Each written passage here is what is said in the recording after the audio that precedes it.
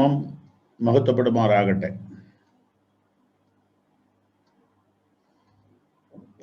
അടച്ചിട്ട വാതിലുകൾക്കകത്ത് പ്രവർത്തിക്കുന്ന ദൈവത്തെക്കുറിച്ചാണ് കഴിഞ്ഞ 2 ദിവസങ്ങളിൽ ഞാൻ നിങ്ങളോട് പങ്കുവെച്ചുകൊണ്ടിരുന്നത്. അടച്ചിട്ട വാതിലുകൾക്കകത്ത് ആർക്കും പ്രവേശനമില്ല. ഇതാണ് അടച്ചിട്ട വീടിൻ്റെ ഒന്നാമത്തെ പ്രശ്നം. രണ്ടാമത്തെ പ്രശ്നം, ഇതിനകത്തുള്ളവർക്ക് ആരുമായിട്ടും ബന്ധപ്പെടാനും കഴിയില്ല. ആർക്കും അകത്തേക്കോ ആർക്കും പുറത്തേക്കോ പ്രവേശനം ഇല്ല. എന്നാൽ അതിനകത്ത് പ്രവേശിക്കാൻ കഴിയുന്ന ദൈവത്തെ, കർത്താവായ യേശുവിനെ നമ്മൾ ഇന്നലെയും മെനിഞ്ഞാന്നുമായിട്ട് കാണുകയുണ്ടായി. ഇതിൽ നമ്മൾ ആദ്യം ചിന്തിച്ചത് യോഹന്നാന്റെ സുവിശേഷം 20-ാം അധ്യായത്തിലെ സംഭവമാണ്. അവിടെ യഹൂദന്മാരെ പേടിച്ച് വാതിൽ അടച്ചിരുന്ന ശിഷ്യന്മാരെയാണ് നമ്മൾ കണ്ടത്. എന്നാൽ ഇന്നലെ കണ്ടത് പൊത്തിപ്പേറിന്റെ ഭാര്യയുടെ പരാതി നിമിത്തം നിരപരാധിയായി ജോസഫിനെ ജയിലിലിട്ട് വാതിൽ അടച്ചതാണ്. എന്തുകൊണ്ട് ഈ വേദഭാഗം നമ്മൾ ധ്യാനിക്കുന്നു? നമ്മളും ഇപ്പോൾ ഒരു പരിധി വരെ അടഞ്ഞ വീടുകളിലാണ്. ഈ അടഞ്ഞ വീടുകൾ നിരാശപ്പെടാനുള്ള സ്ഥലം അല്ല. അവിടെയും പ്രവർത്തിക്കാൻ കഴിയുന്ന ഒരു ദൈവം ഉണ്ട്. അതാണ് നമ്മൾ ഈ കഴിഞ്ഞ 2 ദിവസവും കണ്ടത്. ഇതിൽ ശിഷ്യന്മാര് ഇരുന്ന വീടിന്റെ വാതിൽ അവർ തന്നെയാണ് അടച്ചത്. അതുകൊണ്ട് തന്നെ കർത്താവ് അത് തുറന്നില്ല. കർത്താവ് അതിനകത്ത് വന്നു, പക്ഷെ തുറന്നില്ല. നിങ്ങൾ തുറന്നു പോകാനുള്ള പവർ പരിശുദ്ധാത്മാവാണ് എന്ന് പറഞ്ഞ് അവരെ ചാർജ് ചെയ്ത ശേഷം കർത്താവ് പോയി. ഇന്ന് നമ്മൾ മൂന്നാമതൊരു സംഭവം കാണുകയാണ്. വളരെ പരിചയമുള്ള ഭാഗമാണ്.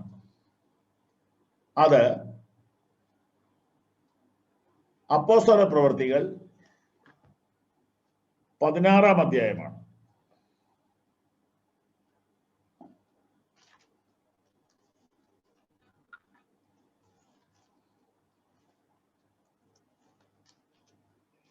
പതിനാറാം അധ്യായത്തിന്റെ 19 മുതൽ നമുക്ക് വായിക്കാം. അവളുടെ യജമാനന്മാർ തങ്ങളുടെ ലാഭത്തിന്റെ ആശ പോയത് കണ്ടിട്ട് പൗലോസിനെയും ശീലാസിനെയും പിടിച്ച് ചന്തസ്ഥലത്ത് പ്രമാണികളുടെ അടുക്കിലേക്ക് വലിച്ചുകൊണ്ടുപോയി അധിപതികളുടെ മുൻപിൽ നിർത്തി. യഹൂദന്മാരായ ഈ മനുഷ്യർ നമ്മുടെ പട്ടണത്തെ കലക്കി റോമക്കാരായ നമുക്ക് അംഗീകരിപ്പാനും അനുസരിപ്പാനും കഴിയാത്ത ആചാരങ്ങളെ പ്രസംഗിക്കുന്നു എന്ന് പറഞ്ഞു. പുരുഷാരവും അവരുടെ നേരെ ഇളകി. അധിപതികൾ അവരുടെ വസ്ത്രം പറിച്ചുരിഞ്ഞ് വടികൊണ്ട് അവരെ അടിപ്പാൻ കൽപ്പിച്ചു. അവരെ വളരെ അടിച്ച ശേഷം തടവിലാക്കി കാരാഗ്രഹ പ്രമാണിയോട് അവരെ സൂക്ഷ്മത്തോടെ കാപ്പാൻ കൽപ്പിച്ചു.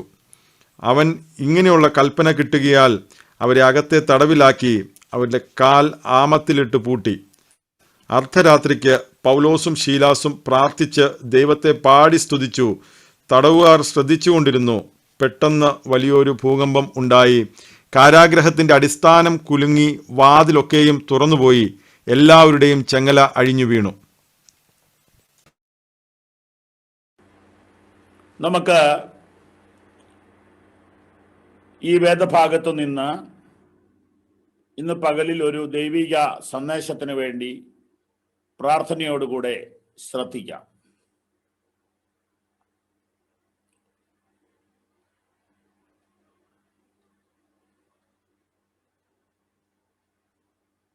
ഒരു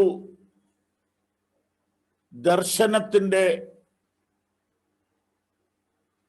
പരിണിത ഫലമായിട്ടാണ് പൗലോസ് ഈ രാജ്യത്ത് എത്തുന്നത്. ആദ്യമായിട്ടാണ് ഈ സ്ഥലത്ത് താൻ വരുന്നത്. താൻ മറ്റൊരു രാജ്യത്തായിരുന്നു. ഇതിനു മുമ്പ് ഇവിടെ വന്നിട്ടില്ല. ഒരു പരിചയക്കാരുമില്ല, യാതൊരു ബന്ധവുമില്ല. Just A revelation, just A dream.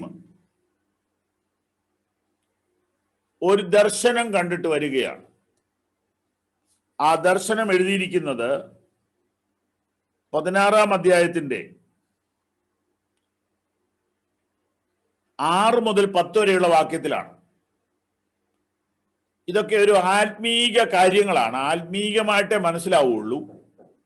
മനസ്സിലാക്കാൻ നമുക്ക് ശ്രമിക്കാം. വായിച്ചാട്ടെ.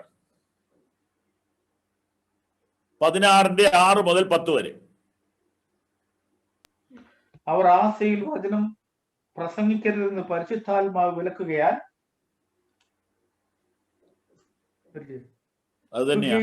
ഗലാത്യ ദേശത്തിലും കൂടി സഞ്ചരിച്ച് മിസ്യായിലെത്തി ബിഥുന്യയ്ക്ക് പോകുവാൻ ശ്രമിച്ചു. യേശുവിന്റെ ആത്മാവോ അവരെ സമ്മതിച്ചില്ല. അവർ മ്യൂസ്യ കടന്ന് ത്രോവാസിലെത്തി. അവിടെ വെച്ച് പൗലോസ് രാത്രിയിൽ മക്കതോന്യക്കാരനായ ഒരു പുരുഷൻ അരികെ നിന്നും, നീ മക്കതോന്യയ്ക്ക് കടന്നു വന്നു ഞങ്ങളെ സഹായിക്കായി എന്ന് തന്നോട് അപേക്ഷിക്കുന്നതായി ഒരു ദർശനം കണ്ടു. ഈ ദർശനം കണ്ടിട്ട് അവരോട് സുവിശേഷം അറിയിപ്പാൻ ദൈവം ഞങ്ങളെ വിളിച്ചിരിക്കുന്നു എന്ന് നിശ്ചയിച്ചു. ഞങ്ങൾ ഉടനെ മക്കതോന്യയ്ക്ക് പുറപ്പെടുവാൻ ശ്രമിച്ചു. മക്കതോന്യയ്ക്ക് പുറപ്പെടുവാൻ കാരണം എന്താണെന്ന് മനസ്സിലായല്ലോ. ഒരു ദർശനമാണ്. ഇന്ന് ഈ സൂമിൽ വന്നിട്ടുള്ള സഹോദരങ്ങളെ, വിശേഷാൽ ചെറുപ്പക്കാരെ, ദൈവത്തിന്റെ കമ്മ്യൂണിക്കേഷൻ സിസ്റ്റം നിങ്ങൾക്കറിയാമോ?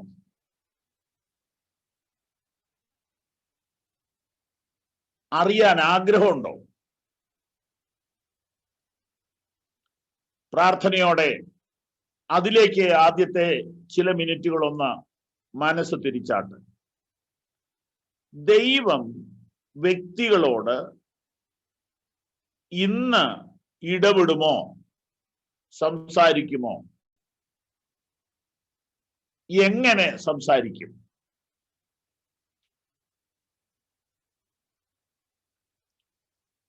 വളരെ കുറച്ചു പേർ മാത്രമേ ആ ലൈനിൽ ചിന്തിക്കുന്നുള്ളൂ.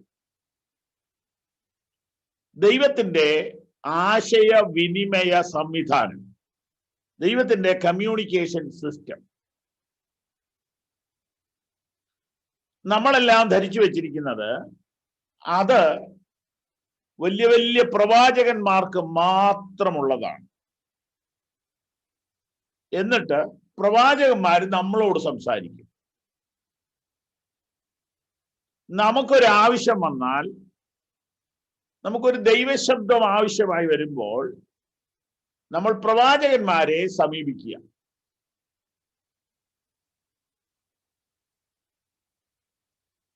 പ്രിയപ്പെട്ടവരെ, അത് ശരിയല്ല കേട്ടോ. അത് ശരിയല്ല. പ്രവാചകന്മാരെ ആശ്രയിച്ചുള്ള നിങ്ങളുടെ ക്രിസ്തീയ ജീവിതം എത്രയും വേഗത്തിൽ അവസാനിപ്പിച്ചുകൊള്ളുക.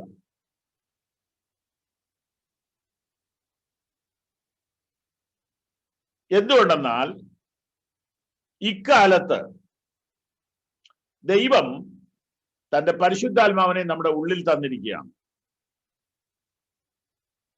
നമ്മളോട് അനുദിനം ഇടപെടുവാൻ പരിശുദ്ധാത്മാവിന്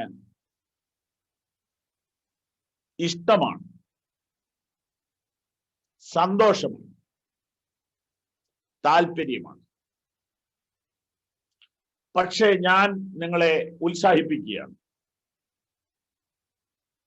നിങ്ങളോട് ദൈവം എന്തെങ്കിലും സംസാരിച്ചിട്ടുണ്ട്? ഏതെങ്കിലും ഒരു ഡിവൈൻ എൻകൗണ്ടർ ഉണ്ടായിട്ടുണ്ടോ? ഏതെങ്കിലും ഒരു ദൈവിക ഇടപെടൽ ഉണ്ടായിട്ടുണ്ടോ? ഒരു നിമിഷം കണ്ണടച്ച് കർത്താവിനോടൊന്ന് പ്രാർത്ഥിച്ച്, കർത്താവേ, നാളെ ഇങ്ങനെ ഒരു ചോദ്യം വന്നാൽ ദൈവം എന്നോട് ഇടപെട്ടു എന്നെനിക്ക് പറയാനൊരു അനുഭവം തരണേ എന്ന് കർത്താവിനോടൊന്ന് പ്രാർത്ഥിച്ചു. ഒരു മിനിറ്റ്. Praise Lord. ആമേൻ.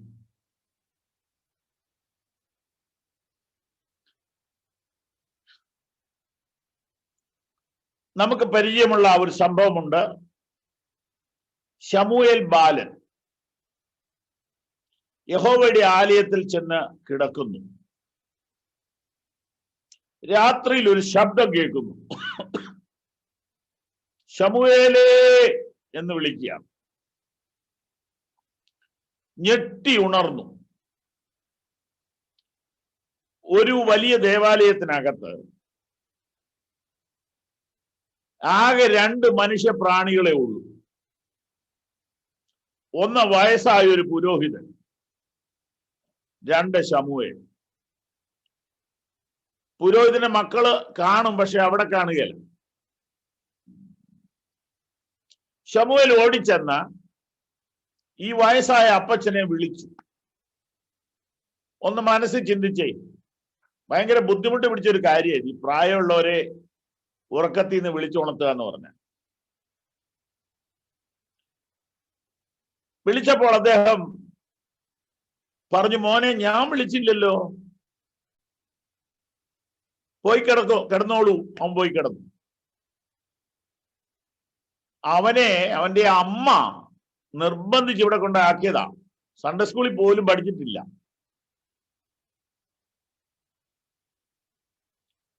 അമ്മ നേർന്നതാ,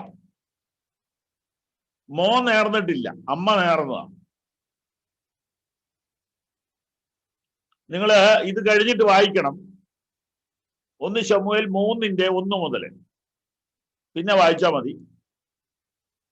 അപ്പൊ അവന് കർത്താവിനെ അറിയില്ലെന്ന് അവിടെ എഴുതിയിട്ടുണ്ട്. അവന് കർത്താവിനെ അറിയില്ല. അവനൊന്ന് കിടന്നപ്പോ വീണ്ടും ഒരു ശബ്ദം, ശമൂവേലേ. ശമൂവേൽ വീണ്ടും ചെന്ന് പുരോഹിതനെ വിളിക്കുന്നു. പുരോഹിതൻ പഴയതുപോലെ തന്നെ പറയുന്നു. അവൻ പിന്നെയും പോകുന്നു, വീണ്ടും വിളിക്കുന്നു. അപ്പോൾ പ്രായമുള്ള ആ മനുഷ്യൻ പറഞ്ഞു, മോനെ, ഇത് നിശ്ചയമായിട്ടും യഹോവയാണ്.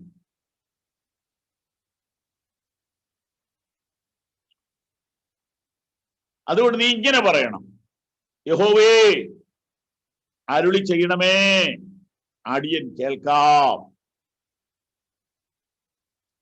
അപ്പൊ ഇവിടെ എന്താ നടക്കുന്നത്? ദൈവശബ്ദം കേൾക്കാൻ പഠിപ്പിക്കുക.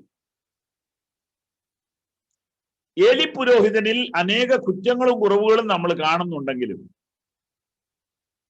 തലമുറയെ ദൈവശബ്ദം കേൾക്കാൻ അദ്ദേഹം പഠിപ്പിച്ചു. തന്റെ മക്കൾ പഠിച്ചില്ല, അത് ശരിയാണെങ്കിലും താല്പര്യമുള്ളവരെ പഠിപ്പിച്ചു. ഞാൻ നിങ്ങളോട് പങ്കുവയ്ക്കട്ടെ, മറ്റൊന്നും സാധിച്ചില്ലെങ്കിലും ദൈവശബ്ദം കേൾക്കാനായിട്ട് നമുക്കും നമ്മുടെ തലമുറയ്ക്കും ഇടവരട്ടെ. എന്ന് ഞാൻ പ്രാർത്ഥിക്കുന്നു.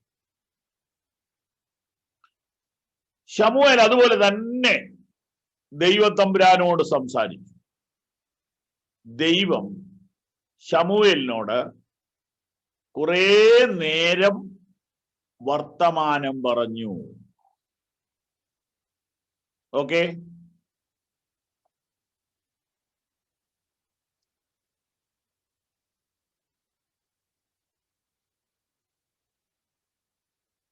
മത്തായി എഴുതിയ സുവിശേഷം 2-ാം അധ്യായം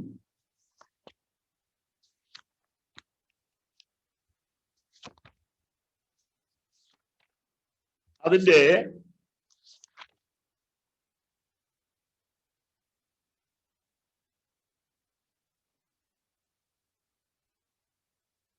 13-ാമത്തെ വാക്യം നോക്കി. അവർ പോയ ശേഷം കർത്താവിന്റെ ദൂതൻ യോസേഫിന് സ്വപ്നത്തിൽ പ്രത്യക്ഷനായി, നീ എഴുന്നേറ്റ് ശിശുവിനെയും അമ്മയെയും കൂട്ടിക്കൊണ്ട് മിസ്രൈമിലേക്ക് ഓടിപ്പോയി, ഞാൻ നിന്നോട് പറയും വരെ അവിടെ പാർക്ക.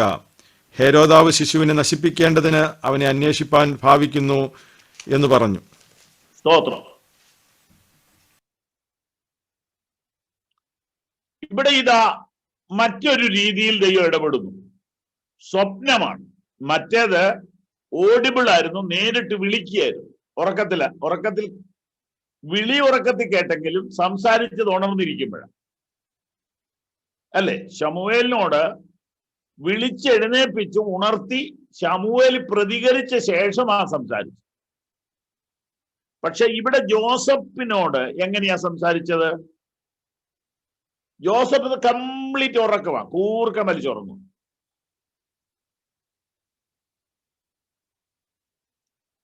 പക്ഷെ ആ ഉറക്കത്തിനിടെ പറഞ്ഞു, നീ എഴുന്നേറ്റ് ശിശുവിനെയും അമ്മയും കൂട്ടി മിസ്രൈമിലേക്ക് ഓടിപ്പോകാം. ഓക്കെ, അങ്ങനെ പോയി. ഇനി 19-ാമത്തെ വാക്യം നോക്കി. മത്തായി 2:19. മരിച്ചുപോയ ശേഷം കർത്താവിന്റെ ദൂതൻ മിസ്രൈമിൽ വെച്ച് യോസേഫിന് സ്വപ്നത്തിൽ പ്രത്യക്ഷനായി, ശിശുവിന് പ്രാണഹാനി വരുത്തുവാൻ നോക്കിയവർ മരിച്ചു പോയതുകൊണ്ട് നീ എഴുന്നേറ്റ് ശിശുവിനെയും അമ്മയെയും കൂട്ടിക്കൊണ്ട് ഇസ്രായേൽ ദേശത്തേക്ക് പോക എന്ന് പറഞ്ഞു. കണ്ടോ? വീണ്ടും സ്വപ്നം കാണുക. അപ്പൊ ഈ മനുഷ്യന് ഇങ്ങനെയാ ദൈവത്തിന്റെ കമ്മ്യൂണിക്കേഷൻ സിസ്റ്റം.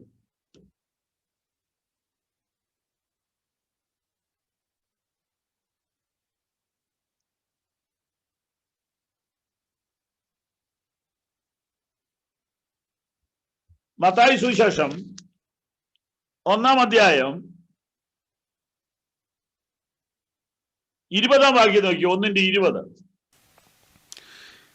ഇങ്ങനെ വിചാരിച്ചിരിക്കുമ്പോൾ കർത്താവിന്റെ ദൂതൻ അവന് സ്വപ്നത്തിൽ പ്രത്യക്ഷനായി, ദാവീദിന്റെ മകനായ യോസേഫേ, നിന്റെ ഭാര്യയായ മറിയയെ ചേർത്തുകൊള്ളുവാൻ ശങ്കിക്കണ്ട, അവളിൽ ഉൽപ്പാദിതമായത് പരിശുദ്ധാത്മാവിനാൽ ആകുന്നു. അവൾ ഒരു ജോസഫ് കല്യാണം കഴിക്കുന്നതിനോടുള്ള ബന്ധത്തിലും ഒരു സ്വപ്നം കണ്ടു. വീട് മാറുന്ന കാര്യത്തിൽ ഒരു സ്വപ്നം കണ്ടു. വീണ്ടും വീട് മാറുന്ന കാര്യത്തിൽ ഒരു സ്വപ്നം കണ്ടു. അപ്പൊ ദൈവം പല നിലയിൽ സംസാരിക്കും.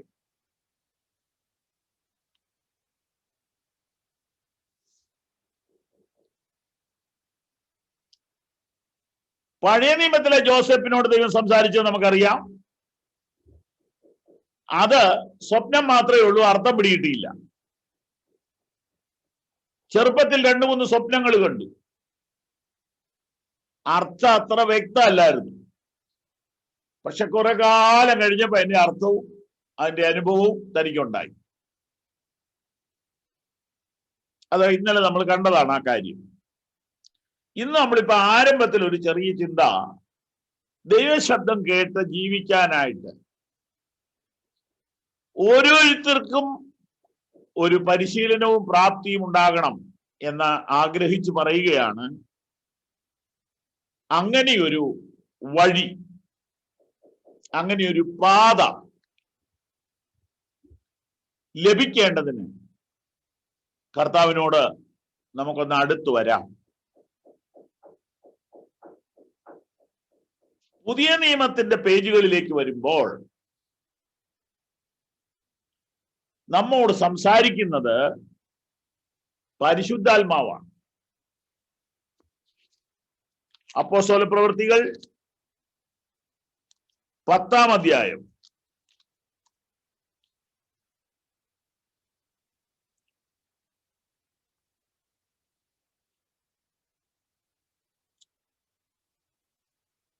അതിന്റെ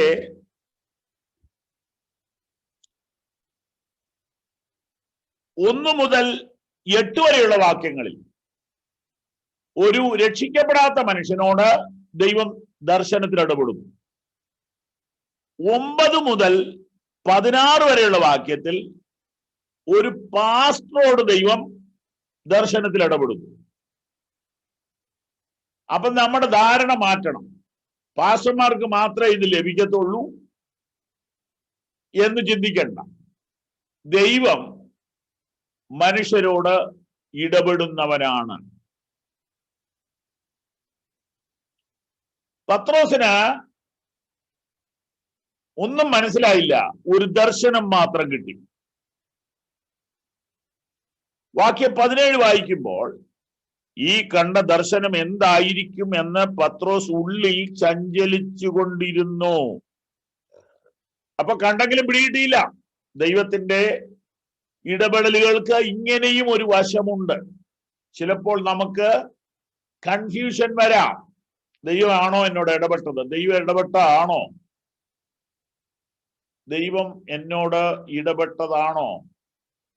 എനിക്കൊന്നും മനസ്സിലാവുന്നില്ലല്ലോ. താൻ മനസ്സിൽ പ്രാർത്ഥിച്ചുകൊണ്ടിരുന്നു. പെട്ടെന്ന് അപ്രതീക്ഷിതമായി 3 മനുഷ്യർ അവിടെ റോഡിൽ വന്ന് നിന്ന് ഉറക്കെ വിളിച്ചു, പത്രോസ് എന്ന് പറയുന്ന ഉപദേശി ഇവിടെ ഉണ്ടോ? അത് കേട്ടു. 19-ാമത്തെ വാക്യം ഒന്ന് ശ്രദ്ധിച്ചേ. 19. മറുപേരുള്ള ശീമോൻ ഇവിടെ പാർക്കുന്നുണ്ടോ എന്ന് വിളിച്ചു ചോദിച്ചു. പത്രോസ് ദർശനത്തെക്കുറിച്ച് ചിന്തിച്ചുകൊണ്ടിരിക്കുമ്പോൾ ആത്മാവ് അവനോട്, 3 പുരുഷന്മാർ നിന്നെ അന്വേഷിക്കുന്നു, നീ എഴുന്നേറ്റ് ഇറങ്ങിച്ചെല്ലുക, ഞാൻ അവരെ അയച്ചതാകിയാൽ ഒന്നും സംശയിക്കാതെ അവരോട് കൂടെ പോക എന്ന് പറഞ്ഞു. പരിശുദ്ധാത്മാവ് സംസാരിക്കുന്നുണ്ടോ? അതിനു മുമ്പ് ദർശനങ്ങൾ നൽകി. ഇപ്പോൾ 3 മനുഷ്യരെ വിട്ടു. അത് കഴിഞ്ഞ് ആത്മാവ് നേരിട്ട് ഓഡിബിളായിട്ട് സംസാരിക്കും. ഒന്നുകൂടി ഒന്ന് ശ്രദ്ധിച്ചേ, ചില കാര്യങ്ങൾ കാണാം. ഏകദേശം 5 സ്റ്റെപ്പാണ് പത്രോസിനോടുള്ള ദൈവത്തിന്റെ കമ്മ്യൂണിക്കേഷൻ. 5 സ്റ്റെപ്പാണ്. നമുക്ക് ഓരോന്നും നോക്കാം. 1, ശ്രദ്ധിക്കണേ, ഇത് പ്രസംഗമല്ല, ഒരു ധ്യാനമാണ്, മെഡിറ്റേഷനാണ്. ശ്രദ്ധിക്കണം. 1, ഭക്ഷണം കഴിക്കാൻ വന്നപ്പോൾ ഭക്ഷണം ഇല്ല. അതാണ് 1-ാമത്തെ ഇൻസിഡന്റ്. അവിടെയുള്ള സഹോദരിമാര് കൈയും കൂപ്പിക്കൊണ്ട് പറഞ്ഞു, പാസ്റ്ററെ ക്ഷമിക്കണം, ഗ്യാസ് തീർന്നു പോയി, പിന്നെ വേറൊരു സിലിണ്ടർ എടുത്തുകൊണ്ട് വന്ന് കണക്ട് ചെയ്തപ്പോഴത്തേനും 1 മണിക്കൂർ പോയി, അതുകൊണ്ട് ഒരു ഇച്ചിരി നേരം കൂടി ഒന്ന് വെയിറ്റ് ചെയ്യണേ, ഫുഡ് ആയിട്ടില്ലെന്ന്.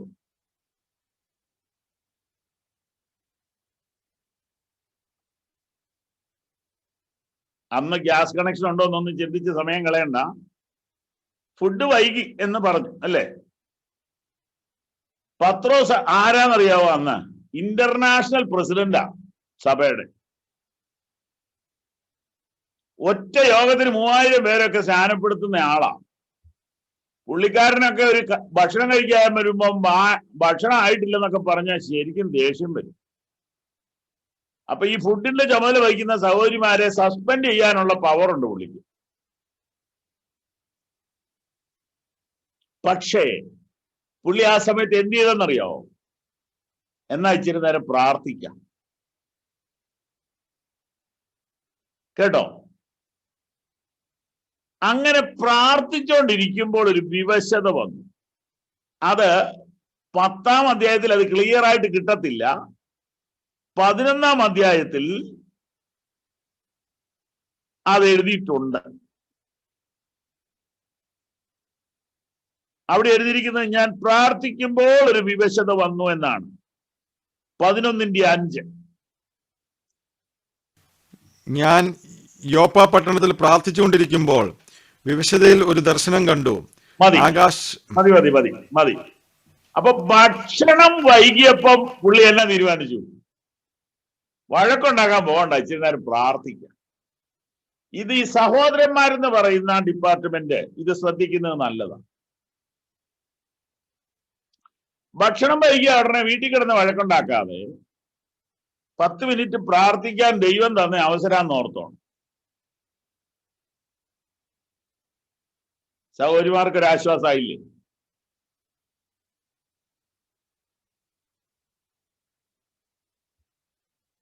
അത് അങ്ങോട്ടും ഇങ്ങോട്ടും ആകാം.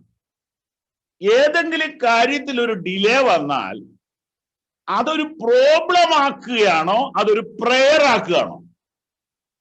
Price the Lord.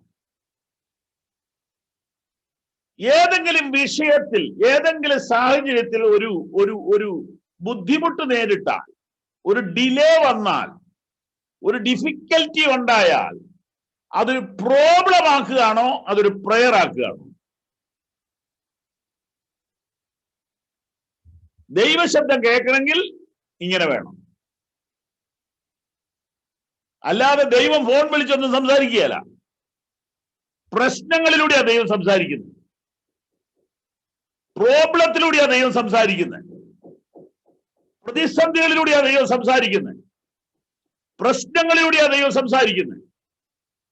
വേദനകൾ, രോഗങ്ങൾ, ബുദ്ധിമുട്ടുകൾ, ശത്രുക്കൾ, ഇതിലൂടെയൊക്കെ ദൈവം സംസാരിക്കും. Pathros this is a time to pray എന്ന് തീരുമാനിച്ചു. പ്രാർത്ഥിക്കാൻ പോയി. പ്രാർത്ഥിക്കാനിരുന്നു. പെട്ടെന്ന് പുള്ളി വേറൊരു ലോകത്തിലായിപ്പോയി. അതിന്റെ പേര് വിവശത എന്ന് പറയും. പുള്ളി ഇതൊന്നും ചിന്തിച്ചില്ല. ഒരു വലിയ ദർശനം, അതാകെ കൺഫ്യൂഷൻ പിടിച്ച ദർശനം.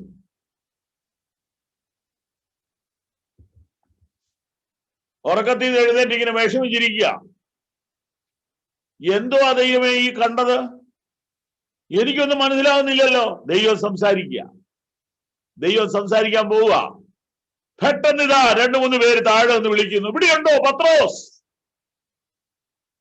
അപ്പോ വ്യക്തികളിലൂടെ സംസാരിക്കുന്നു, സംഭവങ്ങളിലൂടെ സംസാരിക്കുന്നു, സ്വപ്നത്തിലൂടെ സംസാരിക്കുന്നു, ദർശനത്തിലൂടെ സംസാരിക്കുന്നു. കണ്ടോ?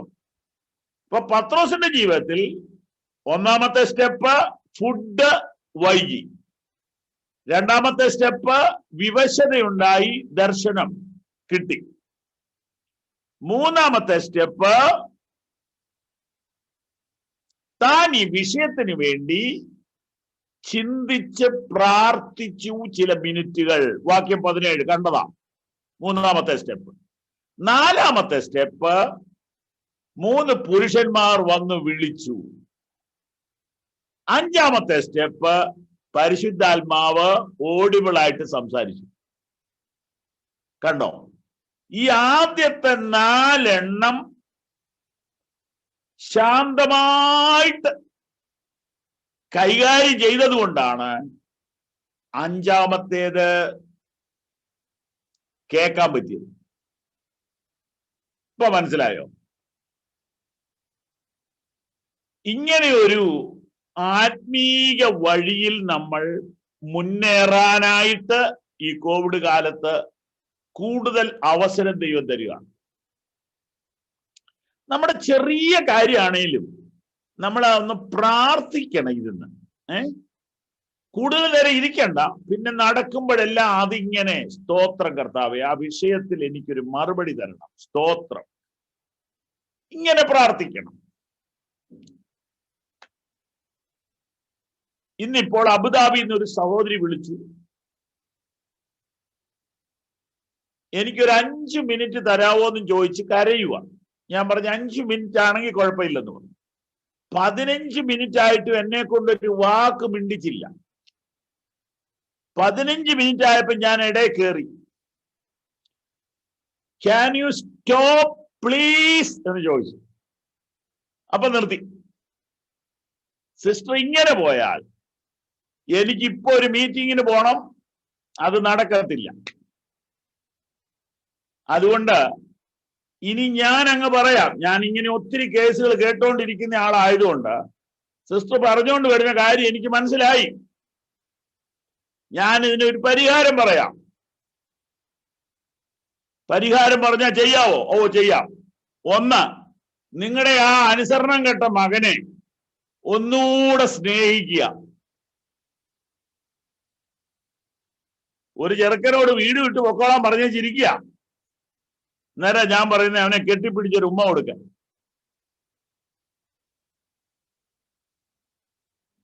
കണ്ടോ, ഒരു കൊച്ചു അമ്മയുടെ മുഖത്തോട് നോക്കുന്നുണ്ട് അവിടെ ഇരുന്ന്. സ്തോത്രം. രണ്ടാമത് ഞാൻ പറഞ്ഞു, നിങ്ങളുടെ കൂടെ ഇരുന്ന് പ്രാർത്ഥിക്കാൻ 1 2 പേരെ സംഘടിപ്പിക്കാവോ? ഇല്ല പാസ്റ്റർ, എനിക്ക് ആരും ഇല്ലെന്ന് പറഞ്ഞു. ഞാൻ പറഞ്ഞു, എത്ര വയസ്സായി? 55 വയസ്സായി. എത്ര വർഷമായി ഈ രാജ്യത്തായിട്ട്? 20 വർഷമായി. എത്ര നാളായി വിശ്വാസി വന്നിട്ട്? 15 വർഷമായി. ഒരാളെ പോലും കിട്ടിയില്ല അല്ലേ? വിശ്വസിക്കാൻ കൊള്ളാവുന്ന ഒരു വിഷയം വന്നാൽ കൈകോർത്ത് പിടിച്ച് പ്രാർത്ഥിക്കാൻ കൊള്ളാവുന്ന ഒരു 2 3 പേരെ കണ്ടുപിടിക്കാൻ പറ്റില്ലേ? എനിക്ക് വേണ്ടി ഒന്ന് പ്രാർത്ഥിക്കണം സിസ്റ്ററെ എന്ന് പറയാൻ നിങ്ങൾക്ക് ആരുമില്ലേ? ഞാൻ ആ സഹോദരിയോട് പറഞ്ഞു, ഞാൻ ഒരാഴ്ചത്തെ സമയം തരാം. ഒരു ടീമിനെ 1 2 പേരെ കൂട്ടി അടുത്ത 1 മാസം പ്രാർത്ഥിക്കും. നിങ്ങളുടെ മകന് മാറ്റം വരും. മാറ്റം വരുമെന്നേ, വരും. അങ്ങനെ ഇപ്പൊ ഫോൺ കട്ട് ചെയ്തിട്ട് അങ്ങോട്ട് വന്ന്. പ്രിയപ്പെട്ടവരെ,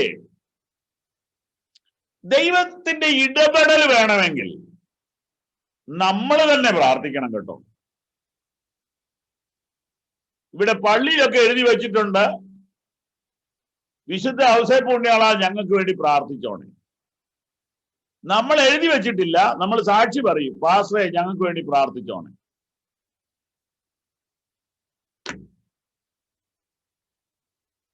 ഞങ്ങൾ പ്രാർത്ഥിച്ചോളാം, പക്ഷേ എഫക്റ്റ് ചെയ്യത്തില്ല. നിങ്ങൾ പ്രാർത്ഥിക്കണം. നിങ്ങൾ പ്രാർത്ഥിക്കുകയാണെങ്കിൽ ഞങ്ങൾ പ്രാർത്ഥിക്കുമ്പോൾ ദൈവം പ്രവർത്തിക്കും. അതാണ് ഇതിന്റെ റൂട്ട്.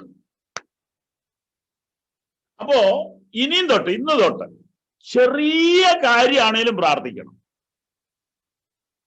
വലിയ കാര്യമൊക്കെ വരുന്നേ ഉള്ളൂ. ചെറിയ കാര്യം തന്നെ പ്രാർത്ഥിച്ചങ്ങ് പ്രാപിക്കണം. സ്തോത്രം, സ്തോത്രം. അപ്പൊ ഈ 5 സ്റ്റെപ്പിലൂടെ വന്നപ്പോൾ പത്രോസിന് കൃത്യമായ ഗൈഡൻസ് കിട്ടി. ഇനി നമ്മുടെ വിഷയത്തിൽ വരുമ്പോൾ നിങ്ങൾക്ക് കാര്യം മനസ്സിലാവും. 16-ാം അധ്യായത്തിലേക്ക് ഓടി വരാം. 16:6.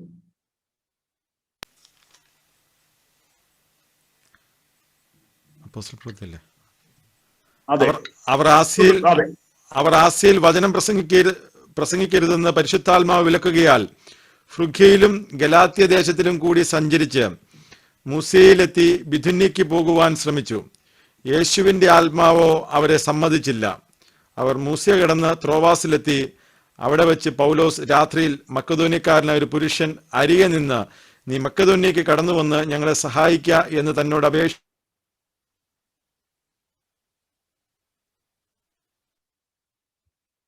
ഓക്കെ. ഇവിടെയും ചില സ്റ്റെപ്പുകൾ കാണിക്കാം. 6-ാം വാക്യത്തിൽ ആത്മാവ് വിലക്കി. 7-ാം വാക്യത്തിൽ ആത്മാവ് സമ്മതിച്ചില്ല. മനസ്സിലാവുന്നുണ്ടോ? ഇത് അന്യഭാഷ പറഞ്ഞ് തലേ കൈവച്ച് പ്രവചിക്കുന്ന കാര്യമല്ല. അന്തരാത്മാവിലുള്ള ഇടപെടലാണ്. അതിന് ഇങ്ങനെ ഒരു പേരുണ്ട്, സ്പിരിറ്റ് ടു സ്പിരിറ്റ് കമ്മ്യൂണിക്കേഷൻ. ആത്മാവ് നമ്മുടെ ആത്മാവുമായിട്ട് ആശയവിനിമയം നടത്തുക. ഇതാണ് ഈ കാലഘട്ടത്തിലെ ദൈവിക ആശയവിനിമയ സംവിധാനം. ഇതിന് എന്ത് ചെയ്യണം? ആത്മാവിൽ നിറയണം. നിറഞ്ഞാ പോരാ, പൂർണ്ണമായി നിറയണം. അതുപോരാ, ആത്മനിയന്ത്രിത ജീവിതം നയിക്കും. Thank you Jesus. ഹല്ലേലൂയ.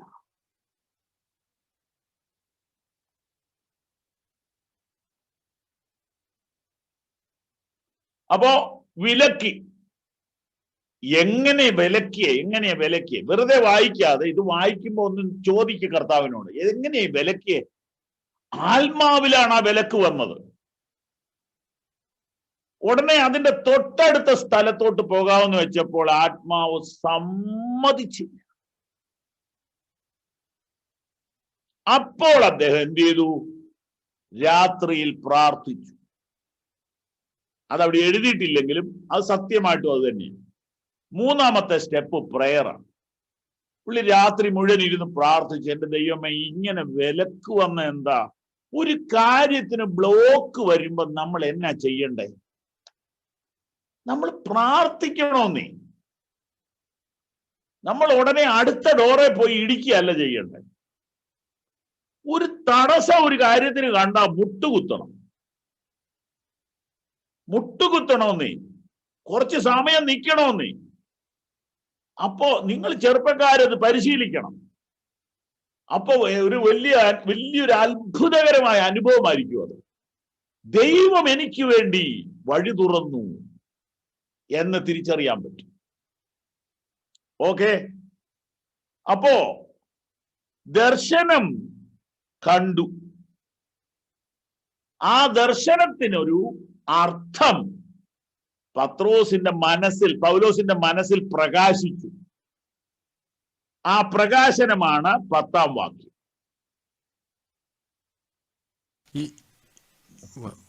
അതെ, ഈ ദർശനം കണ്ടിട്ട് അവരോട് സുവിശേഷം അറിയിപ്പാൻ ദൈവം ഞങ്ങളെ വിളിച്ചിരിക്കുന്നു എന്ന് നിശ്ചയിച്ച് ഞങ്ങൾ ഉടനെ മക്കെദോന്യയ്ക്ക് പുറപ്പെടുവാൻ ശ്രമിച്ചു. ഇവിടെ 4 സ്റ്റെപ്പാണ്. 1 വിലക്കി, 2 സമ്മതിച്ചില്ല, 3 പ്രാർത്ഥിച്ചു, 4 ദർശനം കണ്ടു. 5-ാമത്തെ സ്റ്റെപ്പ് എന്ന് പറയുന്നത് വേണമെങ്കിൽ തീരുമാനം എടുത്തു, അഥവാ ആ ദർശനത്തിന്റെ അർത്ഥം ഗ്രഹിച്ചു. അങ്ങനെ ഒരു സ്റ്റെപ്പ് എടുത്തു. ഇനി നമ്മുടെ വിഷയത്തിലോട്ട് വരികയാണ്. ഇങ്ങനെ പോയ യാത്രയിൽ, ഇത്ര കോൺഫിഡൻസോടുകൂടെ പോയ യാത്രയിൽ, പ്രാർത്ഥിച്ചു പോയ യാത്രയിൽ, പരിശുദ്ധാത്മാവ് അയച്ചിട്ട് പോയ യാത്രയിൽ ഇതാ വലിയൊരു പ്രയാസം ഉണ്ടായി. എന്താ പ്രയാസം?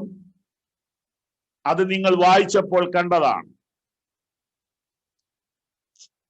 ചന്തസ്ഥലത്ത്, 19-ാം വാക്യം 16-ന്റെ, ചന്തസ്ഥലത്ത് പ്രമാണികളുടെ അടുക്കലേക്ക് വലിച്ചു കൊണ്ടുപോയി അധിപതികളുടെ മുമ്പിൽ നിർത്തി.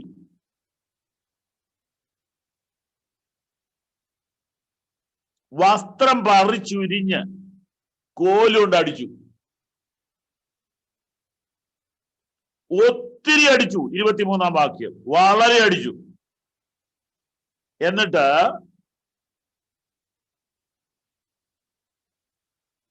തടവിലാക്കി. അകത്തെ തടവിലാക്കി.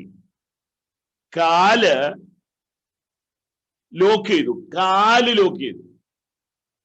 എന്തൊരു കഠിനമായ ശിക്ഷയാന്ന് നോക്കി. കാല് ലോക്ക് ചെയ്തത്. ഒരു തടിയുടെ തുളയ്ക്കകത്തോട്ട് കാല് കയറ്റി വെച്ചിട്ട് കൂട്ടിയത്. ഏറ്റവും നീചമായ ശിക്ഷയാണ്, തടവ, ജയിലിൽ പോലും. സ്തോത്രം. നമ്മൾ ഇന്നലെയും മിനിഞ്ഞാന്നും ചിന്തിച്ചതിനേക്കാൾ കഠിനമായ അനുഭവം. വാതിലടച്ചു എന്ന് മാത്രമല്ല, കാലും കൈയും ബന്ധിച്ചു. പ്രതീക്ഷകൾ നശിച്ചു, സാധ്യതകൾ അസ്തമിച്ചു, എല്ലാം തകർന്നു. ഇനിയും ജീവിതമില്ല, ഇനിയും ശുശ്രൂഷയില്ല എന്ന് തീരുമാനിച്ച് ഉറപ്പിച്ചു. അപ്പൊ ഇനി എന്നാ ചെയ്യാം? അതാണ് എനിക്ക് നിങ്ങളോട് ഒടുവിൽ പറയാനുള്ള സന്ദേശം. ഒന്നും ചെയ്യാനില്ലാതെ വരുമ്പോൾ എന്നാ ചെയ്യണം? അത് പറയാം. ഒന്നും ചെയ്യാനില്ലാതെ വരുമ്പോ എന്നാ ചെയ്യണം? വാക്യം 25. അർദ്ധരാത്രിക്ക് പൗലോസും ശീലാസും പ്രാർത്ഥിച്ച് ദൈവത്തെ പാടി സ്തുതിച്ചു. തടവുകാർ ശ്രദ്ധിച്ചുകൊണ്ടിരുന്നു. ഒന്നും ചെയ്യാൻ ഇല്ലാതെ വരുമ്പോ 3 കാര്യം ചെയ്യാം: പ്രാർത്ഥിച്ചു, പാടി, സ്തുതിച്ചു.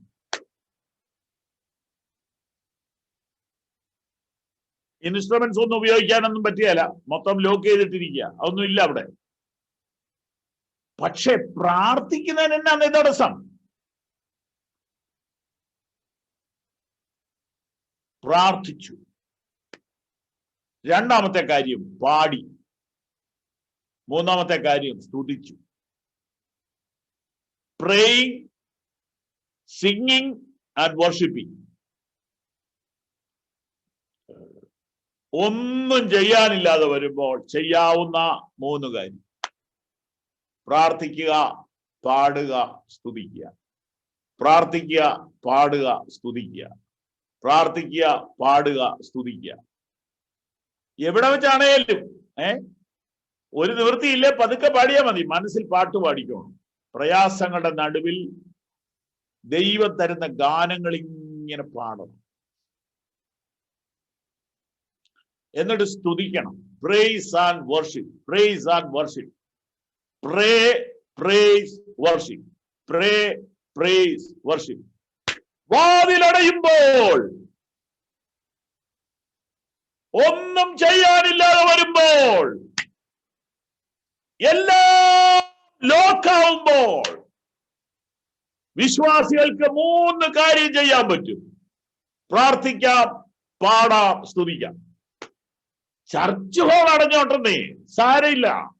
പ്രാർത്ഥിക്കാലോ, പാടാലോ, സ്തുതിക്കാലോ. ഒറ്റയ്ക്കാണെങ്കിൽ ഇത് ചെയ്യണേ, ഒറ്റയ്ക്കാണെങ്കിൽ ചെയ്യണം. Thank you Jesus. Glory to God. പ്രാർത്ഥിച്ചു, പാടി, സ്തുതിച്ചു. എന്തിനാ? ഒന്നിനുമല്ല. എന്ത് കിട്ടുമെന്ന് ഓർത്തിട്ടാ? ഒന്നും കിട്ടുമെന്ന് ഓർത്തിട്ടല്ല. പിന്നെ എന്തിനാ? വേറൊന്നും ചെയ്യാനില്ല. അതുകൊണ്ട് ഈ ടെൻഷന്റെ അകത്തോട്ട് പോകാതിരിക്കാൻ, ടെൻഷന് കീഴടങ്ങാതിരിക്കാൻ, ഈ മുറിവുകളും അപമാനവും ഒക്കെ ഭയങ്കരമായിട്ട് മനസ്സ് തകർത്തിട്ടിരിക്കുക. പരസ്യ സ്ഥലത്ത് വെച്ച് തുണിയൊക്കെ ഉരിഞ്ഞടിക്കുക എന്ന് പറഞ്ഞാലേ, അതും മാന്യന്മാരായ ആളുകളെ അങ്ങനെ ചെയ്താൽ അവരുടെ ചങ്ക് തകരുമില്ലേ? വല്ലാത്ത മനോഭാരം ഉണ്ടായി.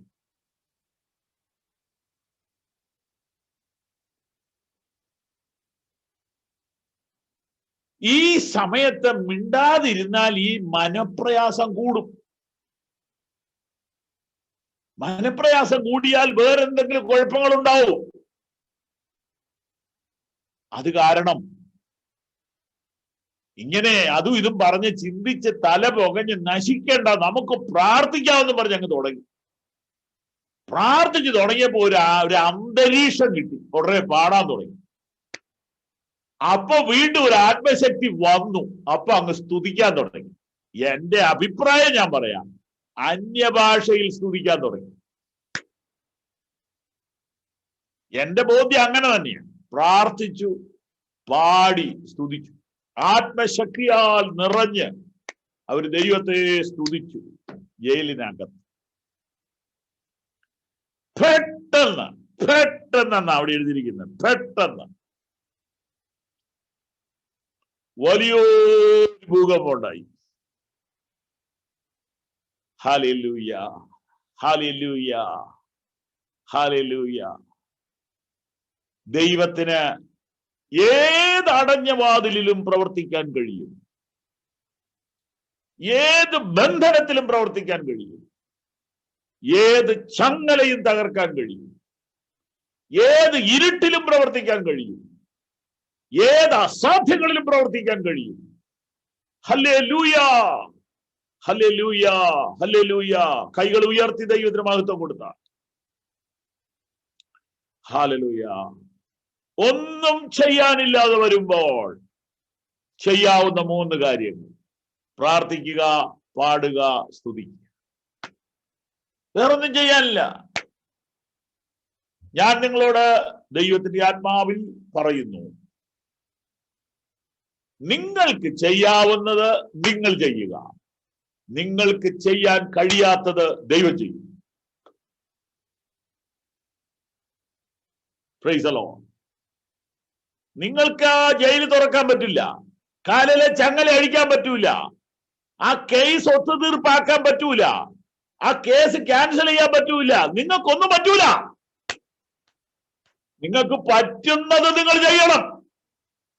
പാടുക, സ്തുതിക്കുക, പിന്നെയും പാടുക, പിന്നെയും സ്തുതിക്കുക, പിന്നെയും പാടുക, പിന്നെയും സ്തുതിക്കുക, പിന്നെയും ആരാധിക്കുക, പിന്നെയും പ്രാർത്ഥിക്കുക. പെട്ടെന്ന് നിനക്ക് ചെയ്യാൻ കഴിയാത്തത് ദൈവം ചെയ്യും. Hallelujah, hallelujah, hallelujah, hallelujah. ചില മിനിറ്റുകൾ എല്ലാവരും കൈകൾ ഉയർത്തി ദൈവത്തിന് മഹത്വം കൊടുത്താട്ടെ.